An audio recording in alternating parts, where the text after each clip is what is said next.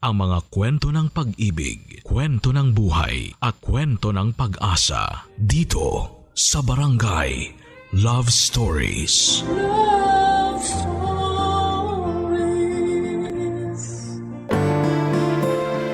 Kapag pumapasok tayo sa relasyon, importante na meron tayong limitasyon. Dahil hindi sa lahat ng pagkakataon ay mahalaga ang sasabihin ng iba. Ikaw, kabarangay, meron ka bang limitasyon? Dear Papa Dudut, ako po si Ginalyn, 33 years old at taga Pampanga. Avid listener ako ng programa ninyong Barangay Love Stories at paborito kong pakinggan hindi lang mga kwentong pag-ibig ng mga kabarangay natin, kundi yung mga istorya tungkol sa pakikisama nila sa pamilya ng kanilang mga asawa. Yun kasi ang eksaktong ikukwento ko sa sulat na pinadala ko sa inyong istasyon. Meron akong asawa, si Anjo. Dati kami magkatrabaho at doon na rin nagkakilala.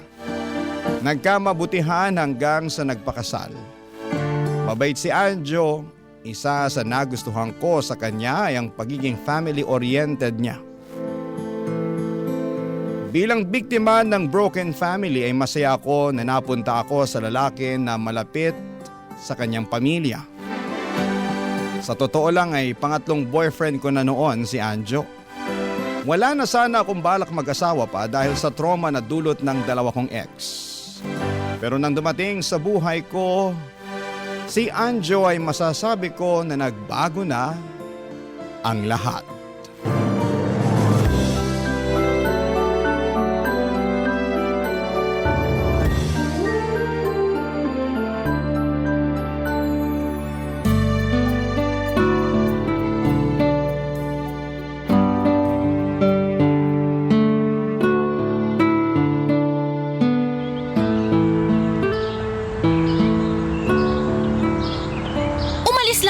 Pumunta sa bahay ni na mama.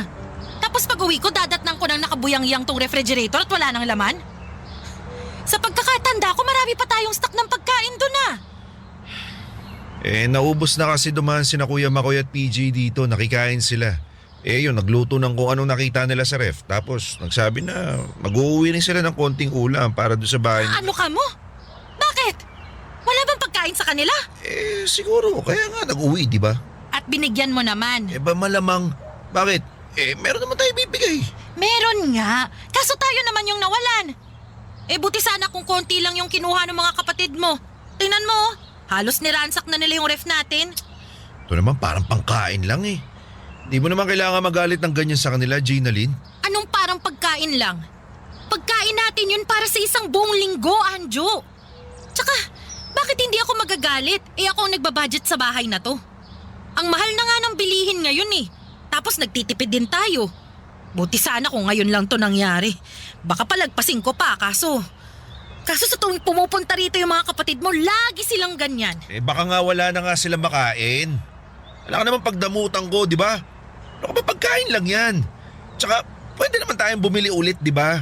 Oo, ikaw yung nagbabudget. Pero baka nakakalimutan mo sa akin ang gagaling yung pera na pambudget mo. Kaya may karapatan ng mga kapatid ko na kumuha dyan dahil akin rin naman yan. Ganon. Ang sinasabi mo ba wala na akong karapatan sa mga bagay na ikaw ang bumibili sa pamamahay na to? Sandali lang, hindi naman yan yung pinupunto ko eh. Anong hindi? Sa'yo nang tinutumbok ng mga sinasabi mo. Naayos lang sa'yo na kumuha ang mga kapatid mo ng kahit anong magugustuhan nila rito sa bahay natin kasi ikaw naman ang bumibili. Ang linaw-linaw, di ba? Ang akin lang, huwag kang maramot. Hindi naman sila ibang tao eh. Ano ka pa, mga kapatid ko sila? Kadugo ko sila. Hindi ko naman sinasabing hindi Tsaka, hindi ko sila pinagdadamutan, Anjo. Kung ano meron tayo, binibigyan natin sila. Pero wag naman sana silang umabuso.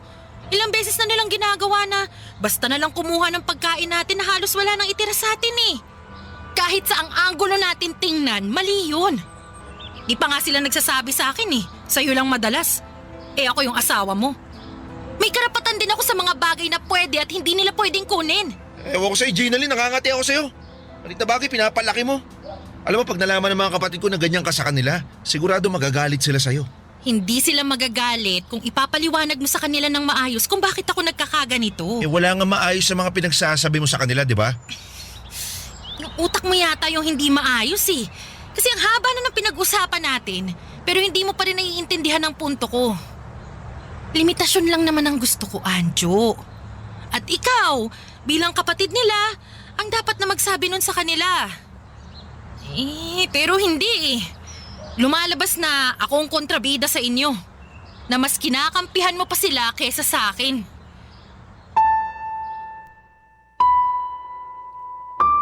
Papadudot 2 buwan lang akong niligawan ni Anjo bago ko siya sinagot. Tapos makalipas ang 3 buwan, nagyaya na siyang magpakasal. Pumayag naman ako kaya masasabi ko na hindi ko na siya masyadong nakilala pa. Ganon din ang pamilya na kinalakhan niya. Noong nagsimula na kaming magsama sa isang bubong ay doon ko sila mas lalong nakilala. Hindi ako maramot na klase ng tao. Subalit abusado ang mga kapatid ni Anjo. Alam ko na para sa iba ay mababaw lang ang nangyari.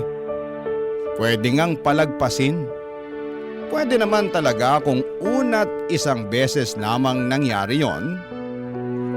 Kaso ay hindi. Pero hindi yon maunawaan ni Anjo Papadudot. Ako patuloy ang napasama kaya naman naggalit ako sa mister ko. Pero kung akala ninyo ay yun lamang ang ginawa ng mga kapatid niya ay nagkakamali kayo, Papadudot.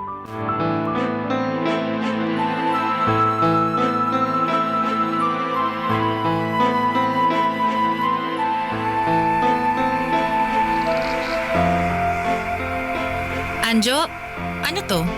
Alin? Ito oh, resibo na nag-withdraw ka ng 30,000 sa bank account natin.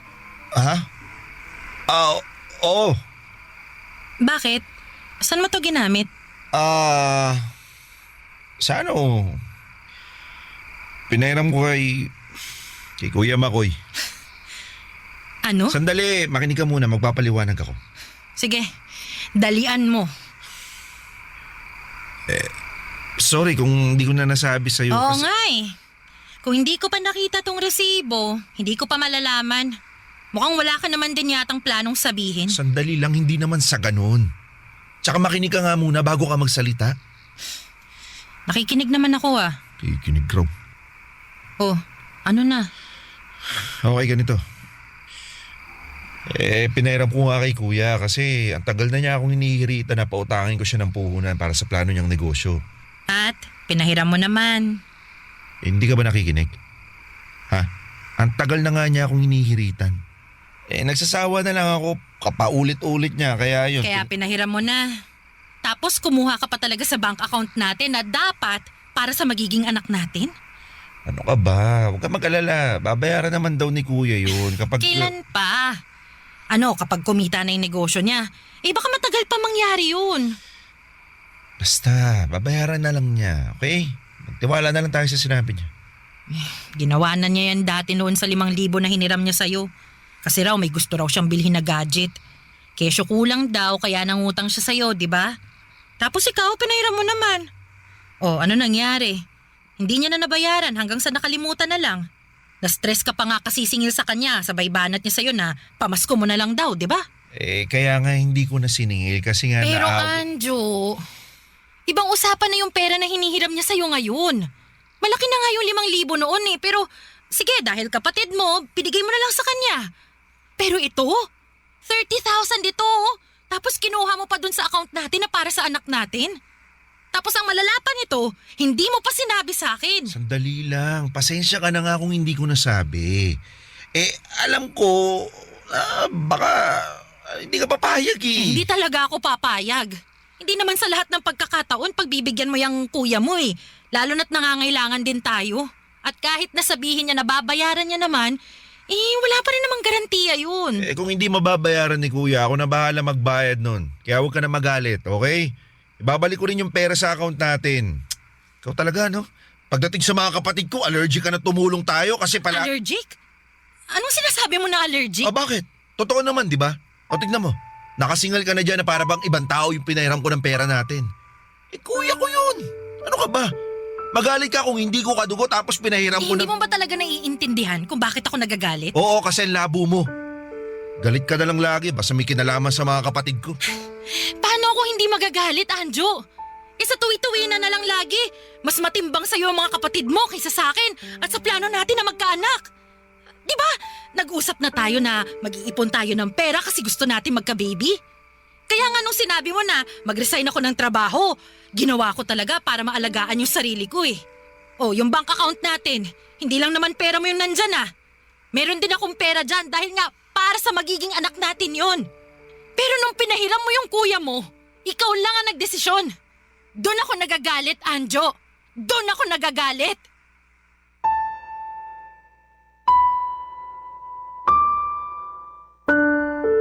Papadudod sa sama ng loob ko kay Anjo ay wala akong lingon-lingon na umalis sa bahay namin para magpalipas ng galit. Nagpunta ako sa pinsan ko at doon muna tumuloy. Noong sumunod na araw ay humupa na ang emosyon ko at naghintay kung pupuntahan ko doon ng aking asawa. Subalit ni text message ng panunuyo sa kanya ay wala akong natanggap. Dahil sa nangyari ay nanumbalik ang galit ko at tumagal pa ng 3 araw sa bahay ng aking pinsan. Pero walang paramdam ang aking asawa.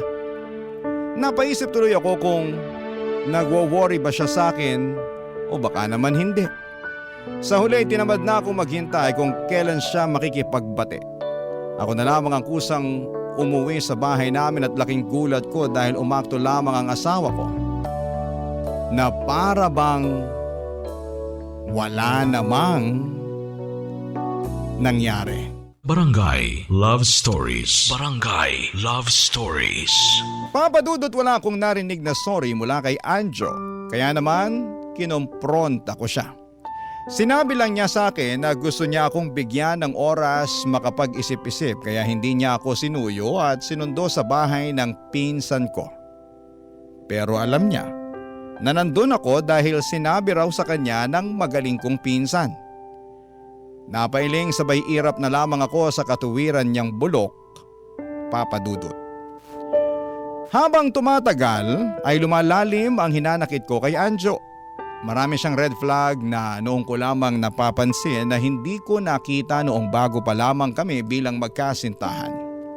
Nabulag kasi ako sa pagiging family-oriented niya dahil akala ko pag mabuti siya sa pamilya niya ay magiging mabuti rin siya sa pamilyang bubuin namin. Kaso'y parang hindi ganun ang lumalabas. Dahil mas pinapaboran niya ang pamilya niya. Lalo na ang mga kapatid niya.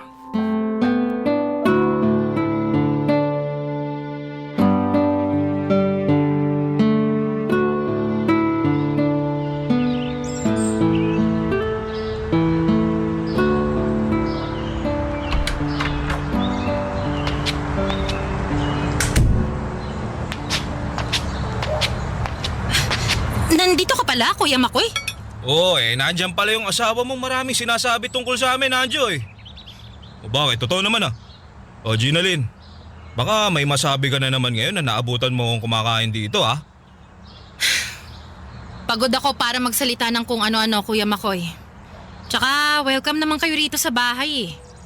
Pumupunta naman kayo kahit kailan ninyo gusto, di ba? At kumukuha kayo ng pagkain at kinakain ninyo lahat. Ayos ka rin talaga no? May pasabi-sabi ka pa ng pagod para magsalita ng kung ano-ano Dami mo namang sinasabi dyan. Ayoko na makipag-away. Gusto ko na lang kumain ng cake. Excuse me na lang.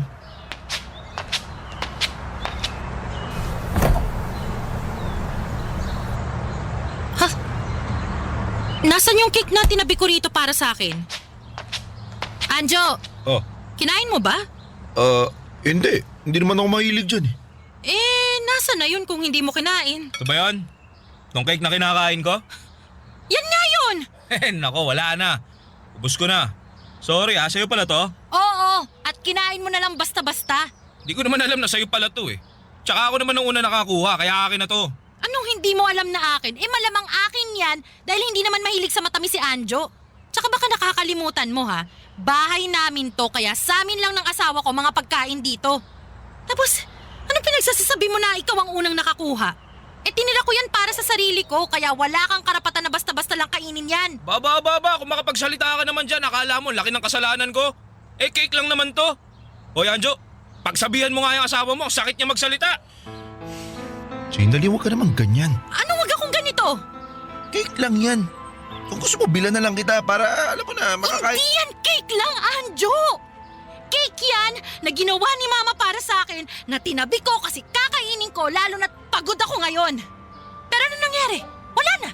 Ubos na kasi kinain niyang masiba mong kuya. Baka namumuro ka na talagang babae ka. Bakit? Nasaktan ka? Totoo namang masiba ka, di ba? Lahat na lang na makita mo sa bahay namin, kinakain at kinukuha mo na para bang sa'yo yun o may ambag ka sa pagbili nun? At wag mo na rin sabihin na asawa kong bumili nun, ha? Sawang-sawa na ako sa linyahan ni Anjo sa akin na ganyan. Pinalalabas niyo na para bang wala akong karapatang magsalita ng ganito, magreklamo, magbawal sa pamamahay namin samantalang asawa naman ako ng kapatid ninyo Kung umasta kayo parang nakatira kayo rito hindi naman. Jinalyn, ka ba nagkakaganyan? Alam mo kung bakit ako nagkakaganito at kasalanan mo rin yon. Di lang to tungkol sa cake kundi sa lahat nagsama ng loob ko sa'yo dahil wala kang limitasyon, Anjo. Asawa mo ko, pero mas matimbang sa'yo ang mga kapatid mo. Tapos yung mga kapatid mo naman ay abusado. Tapos kung magkampihan pa kayo, wagas. Sumusobra na talaga kayo.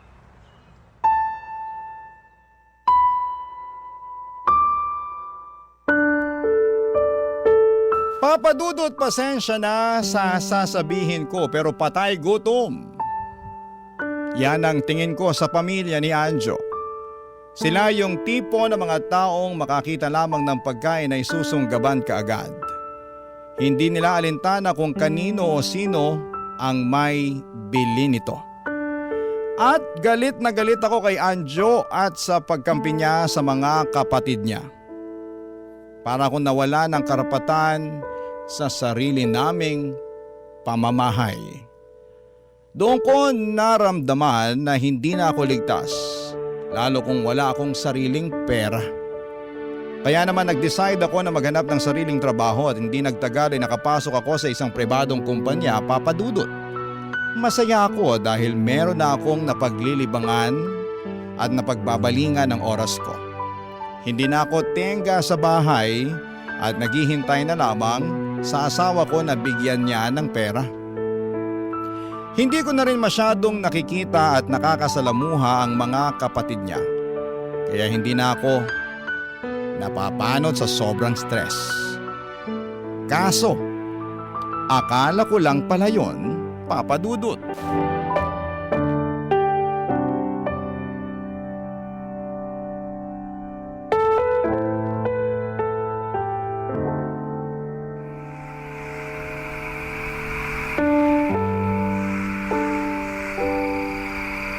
Problema mo, Anjo?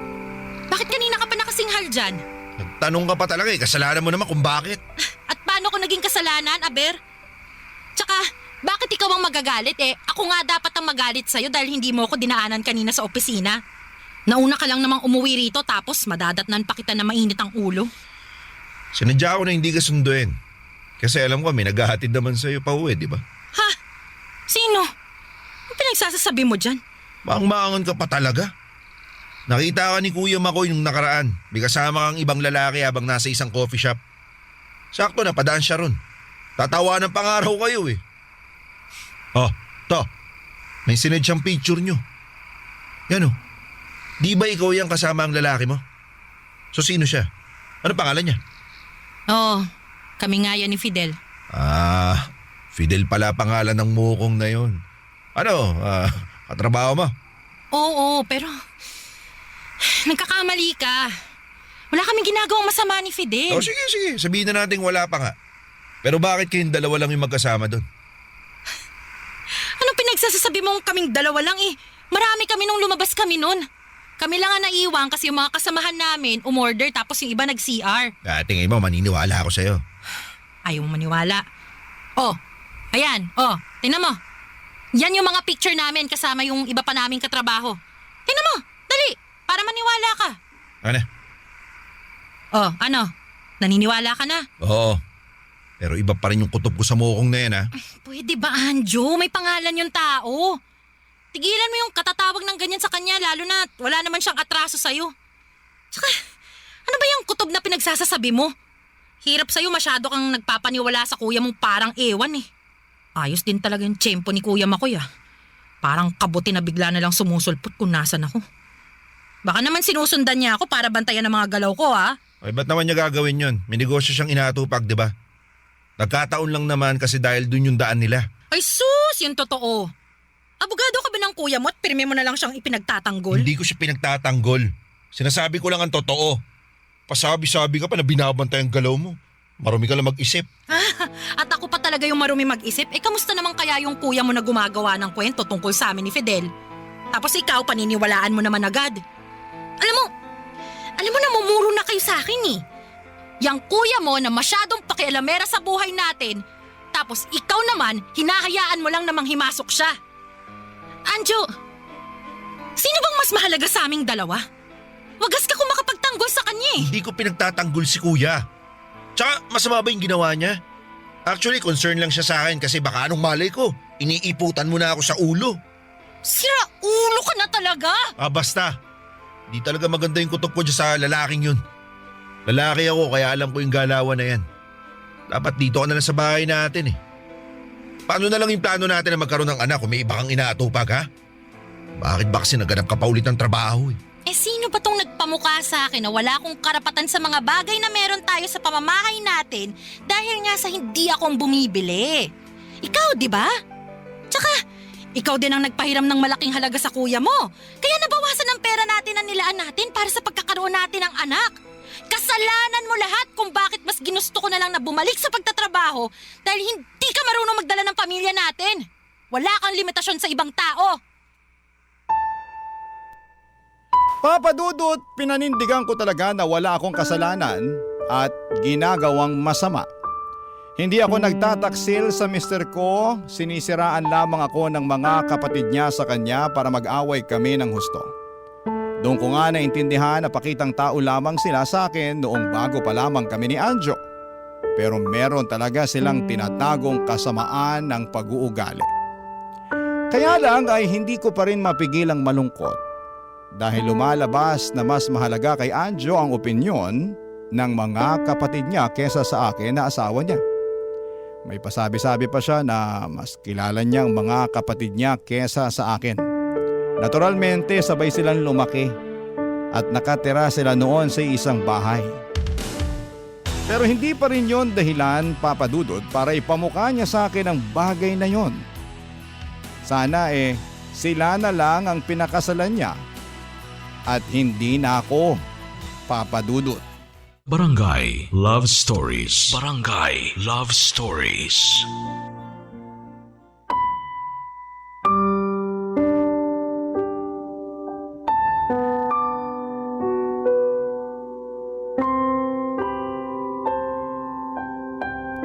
Papa Dudut, inabala ko na lamang ang sarili ko sa trabaho at nilayo sa drama ng pamilya ni Anjo. Umiwas na lang din ako kay Fidel dahil ayoko siyang madamay sa isyo namin ang asawa ko. Kasabay noon ay unti-unti akong nawala ng amor kay Anjo. Hindi na ako malambing sa kanya at ayoko na rin siyang makatabi sa kama. Wala namang pakialam ang mister ko dahil that time ay nahihilig siya sa mobile games. Nakakatulugan na lamang niya ang paglalaro, Papa Dudut. Para na lamang kaming magka-roommate kesa sa mag-asawa ng mga panahon na yon. Ayoko na rin munang magkaanak kami ni Anjo kahit na 2 years na kaming kasal. Wala rin namang issue sa kanya dahil mukhang ini-enjoy pa niya na wala munang inaalaga ang bata. Pero ang pinakamalaking problema ko talaga ay ang Kuya Makoy niya na over sa pakikialam sa buhay ng may buhay. Lahat ng galaw namin ng asawa ko ay kwene-question niya, Papa Dudut.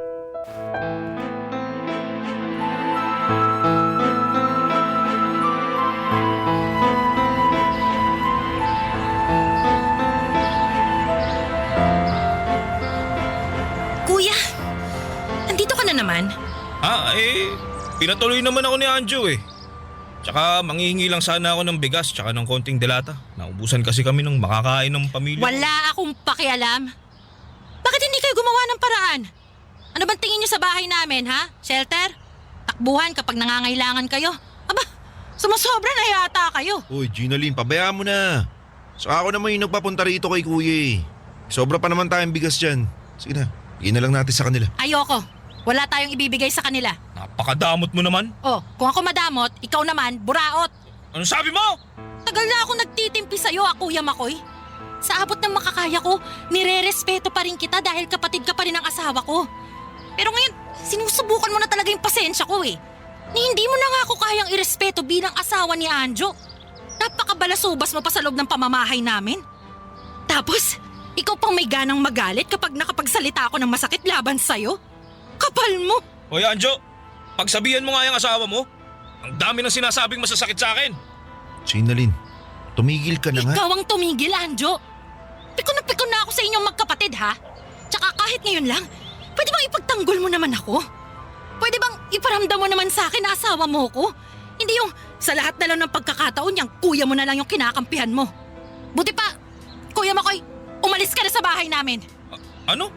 Teka. Wala pa akong nakukuhang bigas. Wala kang kukunin ni isang butil ng bigas dahil hindi kita bibigyan. Ginaline, naman eh. Tumahimik ka? Baka nakakalimutan mo na ako ang bumili ng bigas natin. Ako rin ang bumili ng mga grocery na nasa ref natin, kaya ako ang magsasabi kung alin ang pwede at hindi pwedeng ibigay sa kuya mo. At wala akong ibibigay sa kanya dahil namumuro na siya. Hoy, Kuya Makoy, mahiya ka naman. Lagi ka na lang nanghihingi sa amin ng asawa ko. Lagi mo na lang kami ginagawang takbuhan pag nagigipit ka. Pero ni minsan, wala akong narinig na pagpapasalamat galing sa'yo. Ikaw pa nga itong mapagmataas eh. Napakagarapal mo. Akala mo yata nakakalimutan ko yung atraso mo sa akin, no? Yung paninira mo sa akin sa asawa ko para mag-away kami. Ha? Naku, hindi ko maalala yun ha. Oh, tapos bigla ka nag-ulyanin dyan.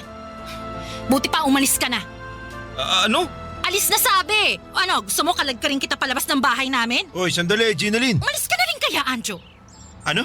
Samahan mo na yung kuya mo. Total, lagi naman kayong nagkakampihan, di ba? Sawa na ako sa ugali mong yan eh.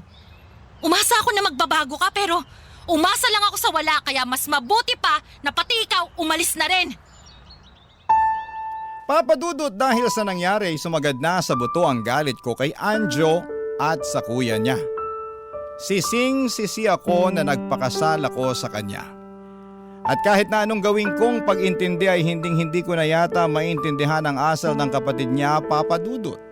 Hindi rin naman mapaalis ni Anjo sa pakikialam sa buhay namin ang kuya niya dahil lumalabas na mas kinakampihan niya pa ito. At yun nga ang naging rason para tuluyang mawala ang pagmamahal ko sa mister ko at natuon sa ibang lalaki. At yun nga ay walang iba kung hindi si Fidel. Dahil inisyo nila kami, kaya tinutuo ko na lamang ang chismis na pinakalat nila. Isa pa ay nahulog na rin naman ako kay Fidel dahil ibang-iba siya kay Anjo. Pumayag din ako na may mangyari sa amin. Kaso'y bigla namang bumait ang aking asawa.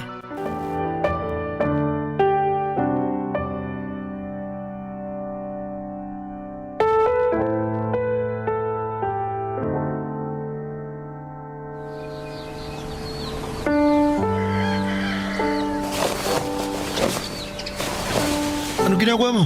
Ba't ka nag-iipake ng gamit mo? Hindi ba halata? Iiwan na kita, Anjo. Sandali, bakit? Saan ka pupunta? Wala ka nang pakialam doon. Anong wala? Asawa mo ako. Simula sa araw na to, hindi na tayo mag-asawa. Sa papel na lang tayo kasal pero hindi na yon ang tingin ko. Teka, sandali lang.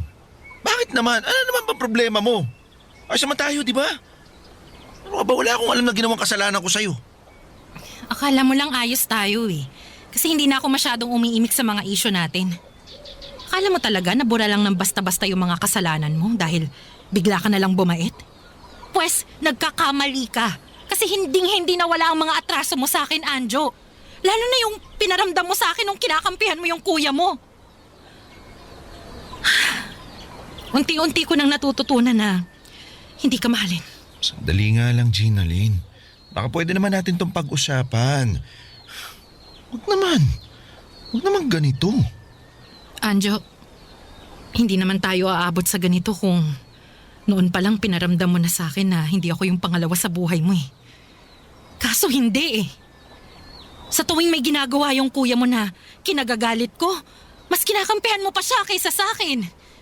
Kaya ayun, namimihasa kasi alam niya na papaboran mo siya kaysa sa akin na asawa mo. Pambihira. Saan ka naman nakakita ng ganong klase ng tao, di ba? Yung mas matimbang pa yung pagmamahal at pagpapahalaga sa pamilya kaysa asawa. Alam ko naman na family-oriented ka, Anjo eh. Sa katunayan, yun nga yung una ko nagustuhan sa'yo eh. Pero, di ko akalain na kakaiba pala ang level ng pagiging family-oriented mo. Sana kung ganyan lang din naman na hindi mo mapakawalan ng pamilya mo, eh hindi ka na lang nag-asawa.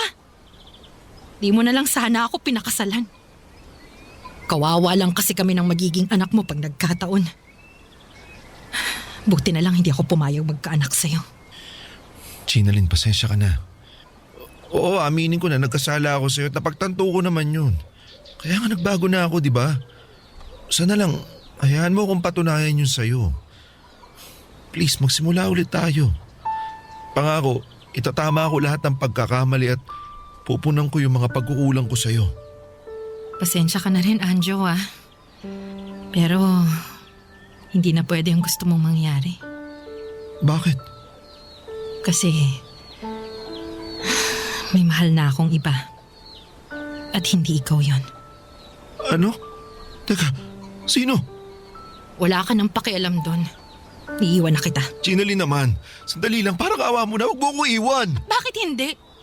Eh nandyan naman yung kuya makoy mo, di ba? Siya na lang ang gawin mong takbuhan. Total, yun ang eksaktong ginagawa niya sa'yo. Pasama ka sa kanya. Paramay ka. Hingan mo ng pabor para makabawi sa mga utang niya sa'yo. Kasi ako, ayoko na, Anjo. Pagod na akong unawain ka. Kaya diyan ka na. Bahala ka na sa buhay mo. Papadudot, hiniwalayan ko si Anjo at kahit na anong pagmamakaawa niya sa akin ay hindi na ako nagpadala sa mga sinabi niya. Sawang-sawa na ako na unawain siya. Pagod at naubos na rin ako kaya nga tinapos ko na ng tuluyan ang lahat sa amin. Nagsama kami ni Fidel pero saglit lamang yon. Hindi rin kinaya ng konsensya ko kaya mas pinili na lang namin na maghiwalay. Sa kasalukuyan ay mag-isa akong namumuhay dito sa Pampanga at wala na akong balita sa dati kong asawa. Wala na rin akong pakialam kung anong nangyari sa kanya o kung ano man ang gawin niya sa buhay niya. Ang nakakaalam lamang ng kinakaroonan ko sa ngayon ay ang aking pamilya. Malalim ang sugat na dinulot ni Anjo sa puso ko. At sa totoo lang ay natakot na akong makipagrelasyong muli. Parang kontento na nga ako sa buhay ko kahit mag-isa habang hinahanap ang aking sarili. Maraming salamat po, Papa Dudut, sakaling mapili po ninyong i-ere sa Barangay Love Stories ang sulat ko. God bless and more power sa inyong istasyon. Ang inyong forever, kapuso at ka-barangay, Ginalyn. Kwentuhan naman tayo dito sa comment section.